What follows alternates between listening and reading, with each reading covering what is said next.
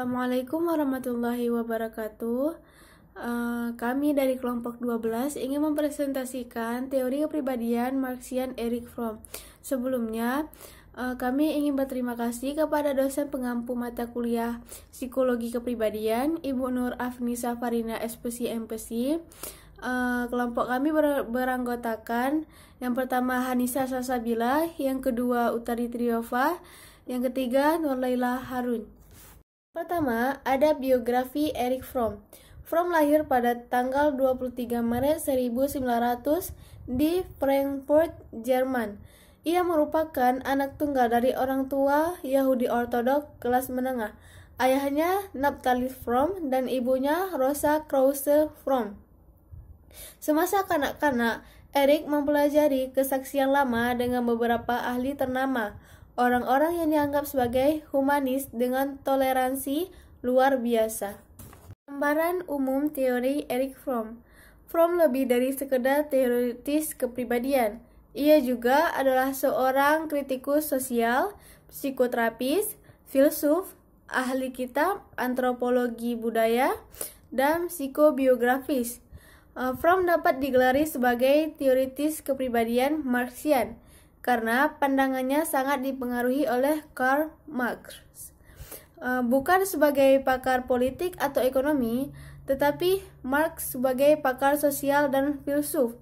Namun dia sendiri memilih nama teorinya humanis dialektik. Hal ini dikarenakan rasa pedulinya terhadap perjuangan manusia yang tidak pernah menyerah untuk memperoleh martabat dan rasa kebebasan dalam kaitannya dengan kebutuhan manusia untuk berhubungan dengan orang lain. Asumsi dasar teori Erich Fromm. Asumsi dasar Fromm adalah bahwa kepribadian individu dapat kita pahami dengan mempelajari dan memahami sejarah manusia.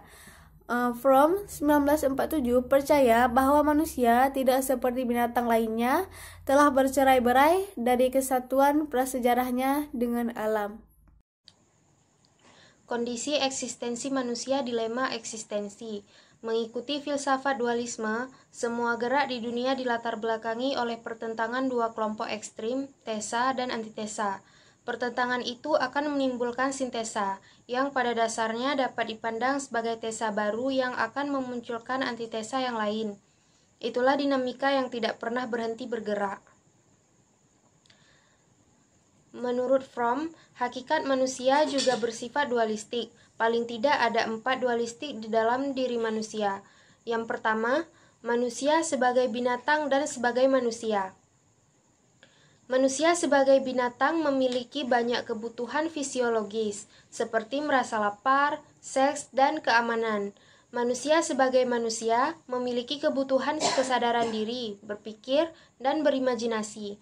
Kebutuhan manusia sesuai dengan pengalaman khas manusia meliputi perasaan lemah, lembut, cinta, kasihan, perhatian, tanggung jawab, identitas, integritas, sedih, transendensi, kebebasan, nilai, dan norma. Yang kedua, ada hidup dan mati.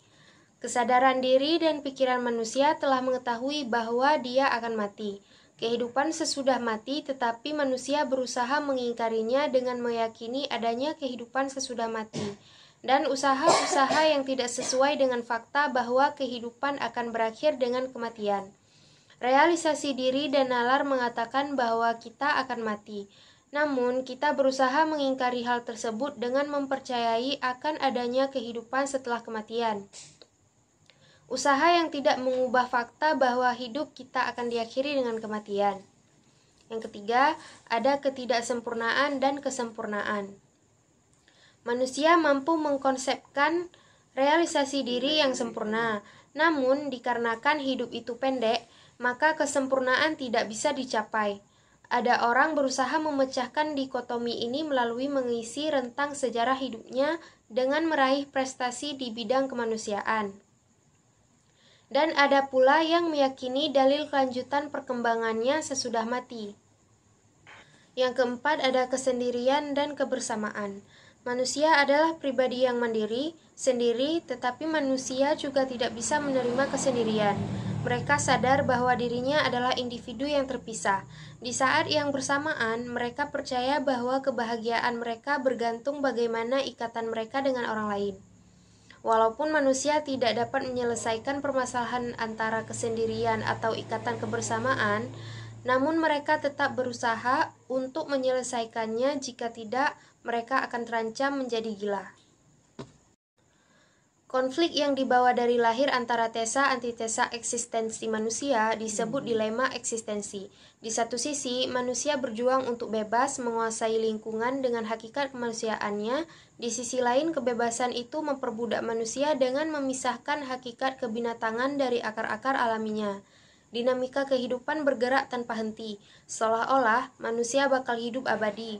Setiap orang tanpa sadar mengingkari kematian yang baka dan berusaha bertahan di dunia yang fana.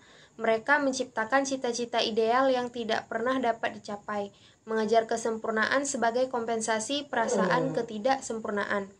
Ada dua cara menghindari dilema eksistensi. Pertama, dengan menerima otoritas dari luar, tunduk kepada penguasa dan menyesuaikan diri dengan masyarakat. Manusia menjadi budak dari penguasa negara untuk mendapatkan perlindungan rasa aman. Cara kedua, orang bersatu dengan orang lain dalam semangat cinta dan kerjasama, menciptakan ikatan dan tanggung jawab bersama dari masyarakat yang lebih baik. Selanjutnya, kebutuhan manusia. Pada umumnya, kata kebutuhan diartikan sebagai kebutuhan fisik yang oleh Fromm dipandang sebagai kebutuhan aspek kebinatangan dari manusia, yakni kebutuhan makan, minum, seks, dan bebas dari rasa sakit. Kebutuhan manusia dalam arti kebutuhan sesuai dengan eksistensinya sebagai manusia. Menurut Fromm meliputi dua kelompok kebutuhan. Pertama, kebutuhan untuk menjadi bagian dari sesuatu dan menjadi otonom, yang terdiri dari kebutuhan relatedness, rootedness, transcendence, unity, dan identity. Kedua, kebutuhan memahami dunia, mempunyai tujuan dan memanfaatkan sifat unik manusia yang terdiri dari kebutuhan frame of. Kedua, kebutuhan memahami dunia, mempunyai tujuan dan memanfaatkan sifat unik manusia yang terdiri dari kebutuhan frame of orientation, frame of devotion. Baik, selanjutnya itu ada tipologi sosial. Menurut Fromm, karakter manusia berkembang berdasarkan kebutuhan mengganti insting kebinatangan yang hilang ketika mereka berkembang tahap demi tahap. Binatang tingkat rendah sejak lahir hidup diatur oleh instingnya. Bayi manusia lahir tak berdaya, sekaligus dengan insting minimal. Jadi manusia harus belajar bagaimana bertingkah laku. Karakter yang tidak berubah lintas waktu membuat manusia mampu berfungsi di dunia yang terus-menerus memberi stimulus tanpa harus berhenti memikirkan apa yang harus dikerjakan. Menurut Fromm, karakter berkembang dan dibentuk oleh social arrangements atau pengaturan sosial di mana orang itu hidup. Fromm membedakan dua karakter sosial dalam pasangan, yakni productive fitness atau hidup yang berorientasi positif dan non-productive fitness atau hidup yang berorientasi negatif. Nah, itu Kak Fromm mencoba menjelaskan model masyarakat dengan pendekatan sejarah, karakter, dan masyarakat. Selanjutnya, itu ada aplikasinya. Aplikasi sosialisme komunitarian humanistik atau humanistic communitarian socialism sebagai seorang kritis sosial. Persoalan hubungan seseorang dengan masyarakat menjadi perhatian utamanya. Fromm mempunyai 4 proposisi mengenai hubungan ini.